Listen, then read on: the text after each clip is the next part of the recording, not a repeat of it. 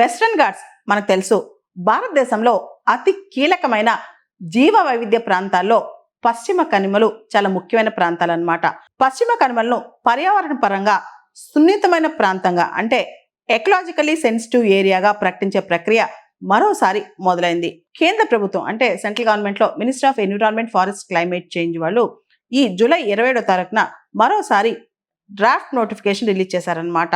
Western Ghats ని ecologically sensitive ఏరియాగా చేర్చే విషయంలో గతంలో చేసిన డ్రాఫ్ట్ నోటిఫికేషన్ ఏదైతే ఉందో దాని యొక్క డేట్ అయిపోవడంతో కొత్త డ్రాఫ్ట్ నోటిఫికేషన్ రిలీజ్ చేశారు. అయితే వెస్టర్న్ ఘాట్స్ పశ్చిమ కనుమల పరిధిలో వచ్చే రాష్ట్రాలు ఏవైతే ఉన్నాయో గుజరాత్, మహారాష్ట్ర, గోవా, కర్ణాటక, కేరళ, తమిళనాడు ఈ రాష్ట్రాల్లో రకరకాల భిన్నాభిప్రాయాలు ఉన్నాయన్నమాట. ఏవి ఎగ్జాక్ట్ గా ఎకలాజికలీ సెన్సిటివ్ ఏరియా, దానికి సంబంధించి స్టేట్ గవర్నమెంట్స్ యొక్క వాదన, ఇవన్నీ కూడా వీళ్ళ మధ్య ఏకాభిప్రాయం ఇంకా కుదరలేదు. మనం ministry of environment, forest, climate change ఇచ్చిన రీసెంట్ డ్రాఫ్ట్ నోటిఫికేషన్ ప్రకారం అయితే మొత్తం 56,825 చదరపు కిలోమీటర్ల ప్రాంతాన్ని ఎకలాజికలీ సెన్సిటివ్ ఏరియాగా మొత్తం ఈ వెస్టర్న్ ఘాట్స్ లో గుర్తించారు.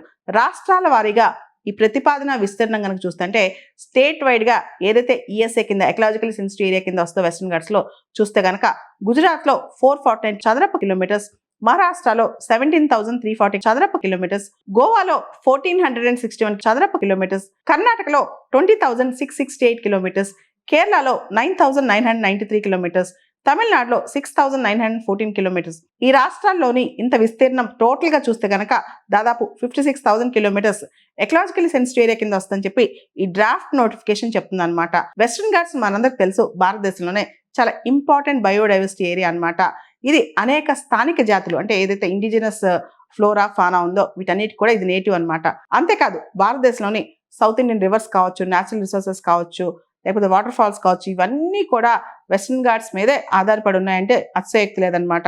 వెస్టర్న్ ఘాట్స్ పశ్చిమ కనుమలకు సంబంధించి ఎలా కేటగరైజ్ చేయాలి, ఎక్కడ ఏ యాక్టివిటీ చేయొచ్చు, దీనికి సంబంధించి ఈ వివాదం ఈ రోజు కొత్తది కాదు.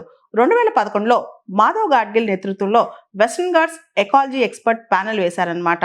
ఆ తర్వాత మనం చూస్తే కస్తూర్ రంగన్ గారి నేతృత్వంలో హై లెవెల్ వర్కింగ్ గ్రూప్ కూడా వేశారనమాట. ఇవన్నీ చేసిన తర్వాత కూడా మనం చూస్తే కనుక ఈ కేరళలో, వాయనాడులో విపత్తులు ఇవన్నీ సంభవిస్తున్నాయి. పూర్తి స్థాయిలో అక్కడ కన్స్ట్రక్షన్ యాక్టివిటీ అనేది ఆపట్లేదు. ముఖ్యంగా వెస్టర్న్ ఘాట్స్ ప్రకృతి అందాలకు కూడా నెలవు కాబట్టి అక్కడ టూరిస్టుల సంఖ్య కూడా చాలా ఎక్కువగా ఉంది. దాంతోపాటు అక్కడ ఆవాసాలు ఏర్పరచుకోవడం, టూరిస్ట్ రిసార్ట్స్ కట్టుకోవడం, కన్స్ట్రక్షన్ యాక్టివిటీస్ లాంటివి కూడా విరివిగా సాగుతున్నాయని వినికిడి.